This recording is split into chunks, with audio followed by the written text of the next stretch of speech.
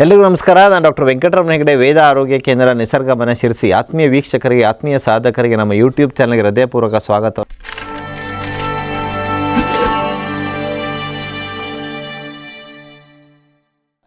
ಇವತ್ತು ಅನೇಕರನ್ನ ಹುಳಿ ತೇಗು, ಎದೆ ಉರಿ ಕಾಡ್ತಾ ಇದೆ. ಈ ಒಂದು ಆ್ಯಸಿಡ್ ರಿಫ್ಲಕ್ಸ್ ಅಂತ ಹೇಳ್ತೀವಿ. ಸೊ ರಾತ್ರಿ ಮಲಗಿದಾಗ ಆ್ಯಸಿಡ್ ಹಿಂದ್ಗಡೆ ಬಂದಂಗೆ ಆಗೋದು, ಸೊ ಎದೆ ಎಲ್ಲ ಉರಿ ಆಗೋದು, ಅಯ್ಯೋ ಹಾರ್ಟ್ ಅಟ್ಯಾಕ್ ಆಯ್ತೇನೋ ಅಂತ ಅನಿಸೋದು, ಇದೆಲ್ಲ ಆಗುತ್ತೆ. ಅದರಲ್ಲಿ ಹಾರ್ಟ್ ಸಮಸ್ಯೆ ಇರಲ್ಲ, ಅದು ಹೆಚ್ಚಾದಂಥ ಎಸಿಡಿಟಿಯಿಂದ ಅಥವಾ ಈ ಒಂದು ಆ್ಯಸಿಡ್ ರಿಫ್ಲಕ್ಸ್, ಆ್ಯಸಿಡ್ ರಿಟರ್ನ್ ಬರೋದ್ರಿಂದ, ಹೊಟ್ಟೆಲಿರುವಂಥ ಆ್ಯಸಿಡ್ ರಿಟರ್ನ್ ಮೇಲ್ಗಡೆ ಈಸೋಫೇಜಿಯಸ್ ಕಡೆ ಬರೋದ್ರಿಂದ ಹಂಗಾಗತ್ತೆ. ಸೊ ಅದ್ರ ಬಗ್ಗೆ ಇವತ್ತಿನ ಸಂಚಿಕೆಯಲ್ಲಿ ನಾನು ನಿಮಗೆ ವಿವರಣೆಗಳನ್ನು ತಿಳಿಸ್ಕೊಡ್ಲಿಕ್ಕಿದ್ದೇನೆ. ಹಾಗೆ ನಮ್ಮ ಯೂಟ್ಯೂಬ್ ಚಾನಲ್ನ ಸಬ್ಸ್ಕ್ರೈಬ್ ಮಾಡಿ, ಬೆಲ್ ಬಟನ್ ಒತ್ತಿ, ಬೆಲ್ ಐಕಾನ್ ಒತ್ತಿ, ಸೊ ನೋಟಿಫಿಕೇಷನ್ ಬರಲಿಕ್ಕೆ ಅನುಕೂಲ ಆಗುತ್ತೆ. ಹಾಗೆ ಆದಮೇಲೆ ಡಿಸ್ಕ್ರಿಪ್ಷನ್ ಬಾಕ್ಸಲ್ಲಿ doctor Hegde's health tips WhatsApp group ಈ ಒಂದು ಲಿಂಕ್ ಇದೆ, ಅದನ್ನು ಕ್ಲಿಕ್ ಮಾಡಿ ನಮ್ಮ ಗ್ರೂಪನ್ನು ಜಾಯ್ನ್ ಆಗಿ ಡೈಲಿ ನಾವು ನಿಮಗೆ ಹೆಲ್ತ್ ಟಿಪ್ಸನ್ನು ಕಳಿಸ್ಲಿಕ್ಕಾಗತ್ತೆ. ಹಾಗಾದರೆ ಇವತ್ತಿನ ಸಂಚಿಕೆಯಲ್ಲಿ ನಾವು ಈ ಒಂದು ಈ ಹುಳಿತೇಗನ್ನು ಕಡಿಮೆ ಮಾಡೋದ್ರ ಬಗ್ಗೆ ತಿಳ್ಕೊಳ್ಳಿಕ್ಕಿದ್ದೇವೆ. ಸೊ ಹಾಗಾದರೆ ಮೊದಲನೇದು 9 ಪಾಯಿಂಟ್ಗಳನ್ನು ನಾನು ಹೇಳಲಿಕ್ಕೆ ಹೊರಡ್ತೇನೆ. ಏನು? ಹುಳಿತೇಗನ್ನು ಕಡಿಮೆ ಮಾಡುವಂತಹ 9 ಪಾಯಿಂಟ್. ಸೊ ಹಾಗಾದರೆ ಮೊದಲನೆಯ ಪಾಯಿಂಟ್ ಯಾವುದು?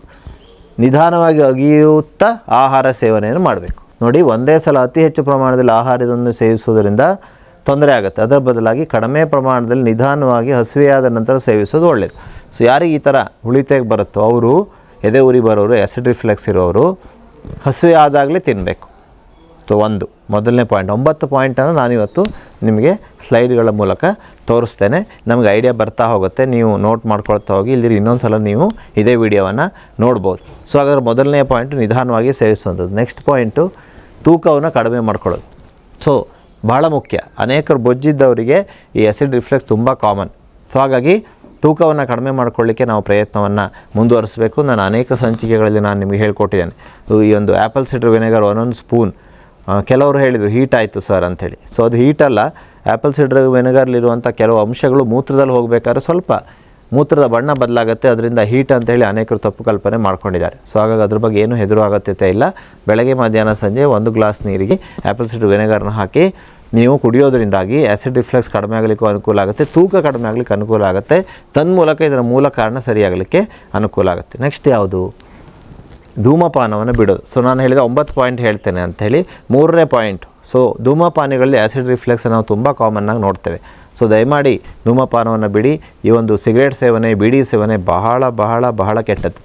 ಇದರಿಂದಾಗಿ ಎಲ್ಲ ರೋಗಗಳು ನಮ್ಮನ್ನು ಮುತ್ಕೋಬೋದು.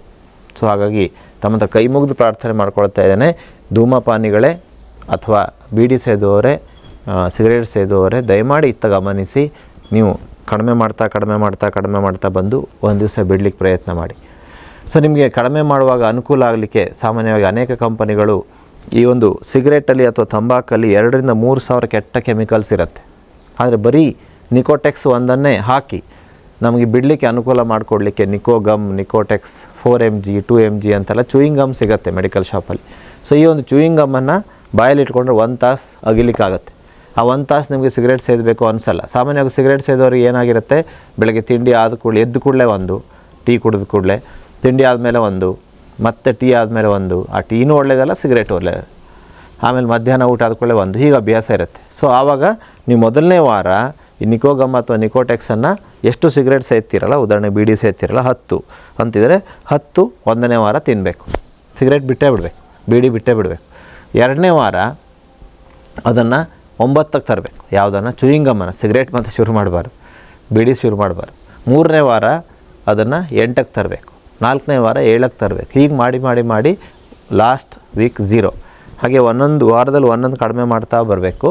ಸೋಮವಾರದಿಂದ ರವಿವಾರದವರೆಗೆ ವಾರ ಅಂತ ನಾವು ಇಟ್ಕೊಂಡ್ರೆ, ಸೋಮವಾರ ದಿವಸದಿಂದ ರವಿವಾರದವರೆಗೂ 10 ಚೂಯಿಂಗಮ್ ಪರ್ ಡೇ, ಆಮೇಲೆ 9 per day, 8 per day, 7 per day, 6, 5, 4, 3, 2, 1. So 0. Next week 0. So ಹೀಗೆ ನೀವು ಈ ಒಂದು ಸಿಗರೇಟ್ ಸೇವನೆಯನ್ನು ಅಥವಾ ಗುಟ್ಕಾ ಸೇವನೆ ಕೆಲವರು ಮಾಡ್ತಾರೆ. ಸೊ ಈ ಗುಟ್ಕಾ ಕೂಡ ಬಹಳ ಬಹಳ ಕೆಟ್ಟದ್ದು. ಸೊ ಬಾಯಿಯ ಕ್ಯಾನ್ಸರ್ ಒಂದೇ ಅಲ್ಲ, ಹೃದಯ ರೋಗಕ್ಕೂ, BP-ಗೂ, ಸ್ಟ್ರೋಕಿಗೂ ಎಲ್ಲದಕ್ಕೂ ಮೂಲ ಕಾರಣ ತಂಬಾಕು, one of the main cause. So ಹಾಗಾಗಿ ದಯಮಾಡಿ ಈ ಒಂದು ತಂಬಾಕನ್ನು ನಿಲ್ಲಿಸಲಿಕ್ಕೆ ಗಟ್ಟಿ ಮನಸ್ಸು ಮಾಡಿ ಆದಮೇಲೆ. ಸೊ ಮುಂದಿನ ಪಾಯಿಂಟನ್ನು ನೋಡೋಣ. ಕಾರ್ಬೋನೇಟೆಡ್ ಪಾನೀಯ. ಹೌದು, ಈ ಒಂದು ಕಾರ್ಬೋನೇಟೆಡ್ ಪಾನೀಯಗಳು, ಸಾಫ್ಟ್ ಡ್ರಿಂಕ್ಸ್ ಏನು ಬರುತ್ತಲ್ಲ, ಈ ಒಂದು ಸಾಫ್ಟ್ ಡ್ರಿಂಕ್ಸು ಅಥವಾ ತಂಪು ಪಾನೀಯಗಳನ್ನು ದಯಮಾಡಿ ಬಿಡಿ. ಅಷ್ಟೇ ನಿಮಗೆ ಜ್ಯೂಸ್ ಕುಡಿಬೇಕು ಅಂತೇಳಿ ತಾಜಾ ಹಣ್ಣಿನ ಜ್ಯೂಸನ್ನು ಮಾಡ್ಕೊಂಡು ಕುಡೀರಿ. ಈಗ ಅಂಗಡಿಗೆ ಹೋದರೂ ಕೂಡ ಸಕ್ಕರೆಯನ್ನು ಹಾಕದೆ, ಐಸ್ ವಾಟ್ರನ್ನು ಹಾಕ್ಸದೆ, ಹಾಗೆ ಡ್ರೈ ಸಾಲಿಡ್ ಜ್ಯೂಸ್ ಅಂದರೆ ಕೊಡ್ತಾರೆ. ನೀರು ಹಾಕಲ್ಲ, ಸಕ್ಕರೆನೂ ಹಾಕಲ್ಲ, ಐಸು ಹಾಕಲ್ಲ. ಹಾಗೆ ಮಾಡಿ ನೀವು ಜ್ಯೂಸನ್ನು ಕುಡಿಬೇಕೆ ಹೊರತು ತಂಪು ಪಾನೀಯಗಳನ್ನು ದಯಮಾಡಿ ಬಿಡಿ. ಇವತ್ತು ಮಕ್ಕಳಿಗೆ ಅದು ಅಭ್ಯಾಸ ಆಗಿಬಿಟ್ಟಿದೆ. ಸೊ ಅದು ಒಂದು ಅಡಿಕ್ಷನ್. ಸೊ ಅದರಲ್ಲಿರುವಂತಹ ಅನೇಕ ಕೆಟ್ಟ ರಾಸಾಯನಿಕಗಳು ಬಹಳ ತೊಂದರೆಯನ್ನು ಮಾಡುತ್ತೆ, ಎಲುಬನ್ನು ಫ್ರೆಜೈಲ್ ಮಾಡುತ್ತೆ, ಕ್ಯಾಲ್ಸಿಯಂ ಅಬ್ಸರ್ವ್ ಆಗದೇ ಇದ್ದಾಗ ಮಾಡುತ್ತೆ. ಟೋಟಲಿ ಇದು ನಮ್ಮ ಆರೋಗ್ಯನ ಪೂರ್ತಿ ಹಾಳು ಮಾಡುತ್ತೆ. ಸೊ ನಮ್ಮ ಮಕ್ಕಳಿಗೆ ಅನೇಕರಿಗೆ ಈ ಒಂದು ತಂಪು ಪಾನೀಯ ಅಭ್ಯಾಸ ಆಗಿದೆ, ಅದನ್ನು ದಯಮಾಡಿ ಬಿಡಬೇಕು. ಈ ಆ್ಯಸಿಡ್ ರಿಫ್ಲಕ್ಸ್ ಇದ್ದವರಂತೂ ತಂಪು ಪಾನೀಯದಿಂದ ಇದು ಜಾಸ್ತಿ ಆಗುತ್ತೆ. ಹಾಗಾಗಿ ಅದನ್ನು ಬಿಟ್ಟು ನ್ಯಾಚುರಲ್ ಜ್ಯೂಸ್ಗಳನ್ನು ತೆಗೆದುಕೊಳ್ಳಿ ಅನ್ನೋದು ನನ್ನ ಪ್ರಾರ್ಥನೆ. ಹಾಗೆ ಹಣ್ಣುಗಳನ್ನು ಕೂಡ ನಾವು ಸೇವಿಸ್ಬೋದು.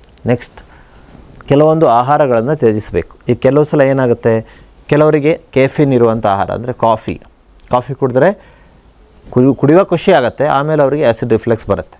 ಸೊ ಆ ಥರದ್ದು. ಕೆಲವರಿಗೆ ಚಾಕ್ಲೇಟೇ ಕೆಲವರಿಗೆ ಆಗಲ್ಲ, ಚಾಕ್ಲೇಟ್ ಫ್ಲೇವರ್ ಕೆಲವರಿಗೆ ಆಗಲ್ಲ. ಅದನ್ನು ನಾವು ಗಮನಿಸಬೇಕು. ನಮಗೆ ಕಡಿಮೆ ಆಗುವವರೆಗೆ, ಈ ಆ್ಯಸಿಡ್ ರಿಫ್ಲೆಕ್ಸ್ ಕಡಿಮೆ ಆಗುವವರೆಗೆ ದಯಮಾಡಿ ತಮಗೆ ಯಾವುದು ಆಗೋದಿಲ್ವೋ, ಯಾವುದರಿಂದ ಅದು ಹೆಚ್ಚಾಗುತ್ತೋ ಆ ಆಹಾರವನ್ನು ಅವಾಯ್ಡ್ ಮಾಡಲಿಕ್ಕೆ ಟ್ರೈ ಮಾಡಿ. ಮುಖ್ಯವಾಗಿ ಕೆಫಿನ್ ಇರುವಂಥ ಆಹಾರ ಹಾಗೂ ಮದ್ಯಪಾನ. ಸೊ ಮದ್ಯಪಾನ ಕೂಡ ಅನೇಕರಿಗೆ ಗ್ಯಾಸ್ಟ್ರಿಕ್ ಉಂಟು ಮಾಡುತ್ತೆ, ಆ್ಯಸಿಡ್ ರಿಫ್ಲೆಕ್ಸನ್ನು ಹೆಚ್ಚು ಮಾಡುತ್ತೆ. ಯಾಕೆಂದರೆ ಅದು ತುಂಬ ಆ್ಯಸಿಡಿಟಿಯನ್ನು ಜಾಸ್ತಿ ಮಾಡುತ್ತೆ. ಮದ್ಯಪಾನದ ಜೊತೆ ಅವರು ತಿನ್ನುವಂತಹ ಮಿರ್ಚಿ, ಹಾಗೆಯೇ ಕರಿದ ಆಹಾರಗಳು, ಇದೆಲ್ಲವೂ ಕೂಡ ಸ್ಪೈಸಿ ಫುಡ್ಡು ಆ್ಯಸಿಡಿಟಿಯನ್ನು ಜಾಸ್ತಿ ಮಾಡುತ್ತೆ. ಹಾಗಾಗಿ ಮದ್ಯಪಾನವನ್ನೇ ತ್ಯಜಿಸೋದು ಒಳ್ಳೆಯದು. ಸೊ ಒಂದು ವೇಳೆ ನಿಮ್ಮ ಹತ್ರ ಏನು ಮಾಡಿದ್ರೂ ಬಿಡಲಿಕ್ಕೆ ಆಗ್ತಾಯಿಲ್ಲ ಅಂದರೆ ಅದ್ರ ಜೊತೆ ಕ್ಯಾರೆಟ್ ಪೀಸು, ಸೌತೆಕಾಯಿ ಪೀಸು ಆ ಥರದ್ದು ತಿನ್ಬೋದೇ ಹೊರತು ಕರಿದ ಆಹಾರ ತಿಂದರೆ ಖಂಡಿತವಾಗಿ ಈ ಒಂದು ಆ್ಯಸಿಡ್ ರಿಫ್ಲೆಕ್ಸ್ ಜಾಸ್ತಿ ಆಗುತ್ತೆ. ನೆಕ್ಸ್ಟ್ ಪಾಯಿಂಟ್, ಸೊ ಇಲ್ಲಿ ನಾವು ಊಟ ಮಾಡೋದು ಕೂಡ ಕೆಲವರು ಫಾಸ್ಟಾಗಿ ಓಡೋದೆಲ್ಲ ಮಾಡ್ತಾರೆ. ಹಂಗೆ ಮಾಡಿದ್ರೆ ಕೂಡ ಹೊಟ್ಟೆಯಲ್ಲಿರೋ ಆಹಾರ ರಿಟರ್ನ್ ಬರುತ್ತೆ. ಆ ಆ್ಯಸಿಡ್ ಏನು ಸೆಕ್ರೆಟ್ ಆಗಿರುತ್ತಲ್ಲ ಅದು ರಿಟರ್ನ್ ಬರಲಿಕ್ಕೆ ಒಂದು ಆ ಸ್ಪಿಂಕ್ಟರ್ ಸ್ವಲ್ಪ ಲೂಸ್ ಆಗಿಬಿಟ್ರೆ ಸಾಕು, ರಿಟರ್ನ್ ಬರುತ್ತೆ. ಹಾಗಾಗಿ ನಾವೇನು ಮಾಡಬೇಕು, ಊಟ ಆದ ಕೂಡಲೇ ವ್ಯಾಯಾಮವನ್ನು ಮಾಡ್ಬೋದು. ಅದಕ್ಕೆ ಯೋಗಾಭ್ಯಾಸವನ್ನು ಮಾಡಬೇಕಂತ ಹೇಳ್ತಾರೆ. ಊಟಕ್ಕಿಂತ 1 ಗಂಟೆ ಮುಂಚೆ, ಒಂದು 2 ತಾಸು ನಂತರ ಮಾಡಬೇಕು ಅಂತ. ಸೊ ಅದೇ ಕಾರಣ. ಸೊ ಕೆಲವರು ಟೈಮ್ ಇಲ್ಲ ಅಂಥೇಳಿ ಊಟ ಆದ ಕೂಡಲೇ 100 ಹೆಜ್ಜೆ ನಡೆಯೋದು ಒಳ್ಳೆಯದು, ನಿಧಾನವಾಗಿ. ಆದರೆ ಫಾಸ್ಟಾಗಿ ಓಡೋದು, ಎಕ್ಸಸೈಸು ಮಾಡಿಬಿಟ್ರೆ ಆ್ಯಸಿಡ್ ರಿಫ್ಲೆಕ್ಸ್ ಜಾಸ್ತಿ ಆಗುತ್ತೆ. ಆ್ಯಸಿಡ್ ರಿಫ್ಲೆಕ್ಸ್ ಇರೋರು ಅದನ್ನು ಗಮನಿಸಬೇಕು. ಸೊ ಮುಂದಿನ ಪಾಯಿಂಟ್, ನಾನು ಹೇಳಿದ 9 ಪಾಯಿಂಟನ್ನು ನಾನು ನಿಮಗೆ ಹೇಳ್ಕೊಡ್ತೇನೆ ಅಂಥೇಳಿ. So taking medications. ಸೊ ಈಗ ಉದಾಹರಣೆಗೆ ಕೆಲವು ಟ್ಯಾಬ್ಲೆಟ್ಸು ಆ್ಯಸಿಡ್ ರಿಫ್ಲೆಕ್ಸನ್ನು ಜಾಸ್ತಿ ಮಾಡುತ್ತೆ. ಅಂಥ ಸಂದರ್ಭದಲ್ಲಿ ಆ ಒಂದು ಈಗ ಲೇಡೀಸಿಗೆ ಕೊಡುವಂಥ ಕಾಮನ್ ಆಗಿ ಕೊಡುವಂಥ ಹಾರ್ಮೋನ್ಸ್ ಇರ್ಬೋದು, ಹಾಗೆ ನೋವು ನಿವಾರಕಗಳಿರ್ಬೋದು, ಬೇರೆ ನೋವು ನಿವಾರಕಗಳನ್ನು ಕೆಲವು ಸಲ ತೊಗೊಳ್ತೀವಿ, ಅದು ಕೂಡ ಆ್ಯಸಿಡ್ ರಿಫ್ಲೆಕ್ಸನ್ನು ಜಾಸ್ತಿ ಮಾಡುತ್ತೆ. ಹಾಗೆಯೇ ಕೆಲವು ಔಷಧಿಗಳು ಯಾವುದು ನಮಗೆ ಆ್ಯಸಿಡ್ ರಿಫ್ಲೆಕ್ಸನ್ನು ಜಾಸ್ತಿ ಮಾಡುತ್ತೋ ಅಂಥದ್ದನ್ನು ಅವಾಯ್ಡ್ ಮಾಡೋದು ಒಳ್ಳೆಯದು. ಅನಿವಾರ್ಯ ಇದ್ದಾಗ ನಿಮ್ಮ ವೈದ್ಯರ ಹತ್ರ ಕೇಳಿ ಹೇಗೆ ಅದನ್ನು ಮ್ಯಾನೇಜ್ ಮಾಡೋದು ಅಂಥೇಳಿ ನಾವು ಗಮನಿಸಬೇಕು. ಹಾಗಾದರೆ ಆದಮೇಲೆ ನಾವು ಪಾಯಿಂಟ್ ವೈಸ್ ನೋಡ್ತಾ ಹೋಗ್ತಾ ಇದ್ವಿ, ಯಾವ್ಯಾವುದನ್ನು ಚೇಂಜಸ್ ಮಾಡಬೇಕು. ಆ್ಯಸಿಡ್ ರಿಫ್ಲೆಕ್ಸು ಅಥವಾ ಈ ಒಂದು ಗ್ಯಾಸ್ಟ್ರಿಕ್ ಪ್ರಾಬ್ಲಮ್ಮು, ಎದೆ ಉರಿ ಬರ್ತಾಯಿದೆ, ಹುಳಿತೆಗೆ ಬರ್ತಾಯಿದೆ, ಬಾಯೆಲ್ಲ ಒಂಥರ ಕಹಿ ಆಗ್ತಾಯಿದೆ, ಇಂಥವರಿಗೆ ಬಹಳ ಅನುಕೂಲವಾಗುವಂಥ ಪಾಯಿಂಟ್ಸನ್ನು ನಾನು ಎಕ್ಸ್ಪ್ಲೇನ್ ಮಾಡ್ತಾಯಿದ್ದೆ. ಸೊ ಈ ಮೆಡಿಕೇಷನ್ಸ್ ಬಗ್ಗೆ ಹೇಳ್ತಾ ಇದ್ದೆ. ಸೊ ಔಷಧಿಗಳನ್ನು ಕೆಲವು ಅವಾಯ್ಡ್ ಮಾಡಬೇಕು. ನೋವು ನಿವಾರಕಗಳನ್ನು 1 ವಾರಕ್ಕೋ 5 ದಿವಸಕ್ಕೋ ವೈದ್ಯರು ಬರ್ಕೊಡ್ತಾರೆ. ಆದರೆ ಕೆಲವರು ಅದೇ ನೋವು ನಿವಾರಕವನ್ನು ಒಂದು ರೂಢಿ ಮಾಡ್ಕೊಂಡು ಬಿಟ್ಟಿರ್ತಾರೆ. ಸೊ ಪ್ರತಿ ಸಲ ಆ ಚೀಟಿ ತೋರಿಸೋದು, ಔಷಧಿ ಅಂಗಡಿಯಿಂದ ಆ ನೋವು ನಿವಾರಕ ತರೋದು, ಇದು ಬಹಳ ಡೇಂಜರಸ್. ಒಂದು ಹೊಟ್ಟೆಗೂ ಒಳ್ಳೆಯದಲ್ಲ, ಕಿಡ್ನಿಗೂ ಒಳ್ಳೆಯದಲ್ಲ, ಲಿವರಿಗೂ ಒಳ್ಳೆಯದಲ್ಲ. ಹಾಗಾಗಿ ಡಾಕ್ಟ್ರ್ ಏನು ಪ್ರಿಸ್ಕ್ರೈಬ್ ಮಾಡಿರ್ತಾರೆ ಅಷ್ಟೇ ದಿವಸ ತೊಗೊಳ್ಬೇಕೇ ಹೊರತು ನಿಮ್ಮದೇ ಬುದ್ಧಿ ಉಪಯೋಗಿಸಿ ನೀವು ಯಾವಾಗಲೂ ನೋವು ನಿವಾರಕ ತೆಗೆದುಕೊಳ್ಳುವಂತಹ ಒಂದು ಮೂರ್ಖತನವನ್ನು ನಾವು ಮಾಡಬಾರ್ದು. ಸೊ ಅದ್ರ ಬಗ್ಗೆ ಎಚ್ಚರ ಇರಲಿ. ಅದು ಈ ಒಂದು ಆ್ಯಸಿಡ್ ರಿಫ್ಲೆಕ್ಸನ್ನು ಜಾಸ್ತಿ ಮಾಡುತ್ತೆ. ನೆಕ್ಸ್ಟ್, ನಿದ್ರಾ ಭಂಗಿಯನ್ನು ಸರಿಯಾಗಿ ಮಾಡ್ಕೊಳ್ಳಿ. ಅಂದರೆ ನೋಡಿ, ಊಟ ಆದ ಕೂಡಲೇ ನಾವು ಈ ಥರ ಮಲಗಿಬಿಟ್ರೆ, ಊಟ ಆದ ಕೂಡಲೇ ಊಟ ಮತ್ತು ನೀವು ಮಲಗುವ ಮಧ್ಯೆ ಅಟ್ಲೀಸ್ಟ್ 2 ಅವರ್ಸ್ ಗ್ಯಾಪ್ ಇರಬೇಕು, 2 to 3 ಅವರ್ಸ್. ಆಗ ಹೊಟ್ಟೆಯಲ್ಲಿರುವಂಥ ಆಹಾರ ಜೀರ್ಣ ಆಗಿ ಕರಳಿಗೆ ಹೋಗಿರುತ್ತೆ, ಆಮೇಲೆ ತೊಂದರೆ ಇಲ್ಲ. ಊಟ ಆದ ಕೂಡಲೇ ಕೆಲವರು ಏನು ಮಾಡ್ತಾರೆ, ಇಡೀ ದಿವಸ ಡ್ಯೂಟಿ ಮಾಡಿ ರಾತ್ರಿ 11 ಗಂಟೆಗೆ ಫ್ಯಾಮಿಲಿ ಡಿನ್ನರ್ ಅಂತ ಇಲ್ಲಿವರೆಗೆ ತಿಂದು ಮಲಗೇ ಬಿಡ್ತಾರೆ. 1, ಬೇಗನೆ ಊಟ ಮಾಡಬೇಕು. 2, ಊಟ ಆದ ಕೂಡಲೇ ಮಲಗಬಾರ್ದು. ಊಟ ಆದ ಕೂಡಲೇ ಮಲಗಿಬಿಟ್ರೆ ಆ್ಯಸಿಡ್ ರಿಫ್ಲೆಕ್ಸ್ ಜಾಸ್ತಿ ಆಗುತ್ತೆ. ಅದು ಒಳ್ಳೆಯ ಒಂದು ಅಭ್ಯಾಸ ಅಲ್ಲ. ಆದಮೇಲೆ ಈ ಒಂದು ಮಲಗಿದಾಗ ಹುಳಿತೆಗು, ಎದೆ ಉರಿ, ವಾಂತಿ ಬಂದಂತಾಗುವುದು ಹೆಚ್ಚು. ಹೀಗಿರುವಾಗ ಹೊಟ್ಟೆಗಿಂತ ತಲೆಯ ಭಾಗ ಸುಮಾರು 30 ಡಿಗ್ರಿಗಳಷ್ಟು ಏರಿಸಿಕೊಳ್ಳುವುದರಿಂದ ಸಮಸ್ಯೆ ಹತೋಟಿ ಸಾಧ್ಯ. ಯಾರಿಗೆ ಆ್ಯಸಿಡ್ ರಿಫ್ಲೆಕ್ಸ್ ಇದೆಯೋ ಅವರು ಆ ಒಂದು ಸಂದರ್ಭದಲ್ಲಿ ಊಟ ಆದ ಕೂಡಲೇ ಮಲಗುವಂಥ ಅನಿವಾರ್ಯತೆ ಒಂದು ವೇಳೆ ಬಂದಲ್ಲಿ ದಯಮಾಡಿ ಸ್ಲ್ಯಾಂಟಿಂಗಲ್ಲಿ ಮಲ್ಕೋಬೇಕು, ತಲೆಯ ಭಾಗ ಮೇಲಿರಬೇಕು. ಸೊ ದ್ಯಾಟ್ ಆ್ಯಸಿಡ್ ರಿಟರ್ನ್ ಬರಲಿಕ್ಕೆ ಒಂದು ಅವಕಾಶ ಕಡಿಮೆ ಆಗುತ್ತೆ. ನಿಮಗೆಲ್ಲರಿಗೂ ವಂದನೆಗಳು.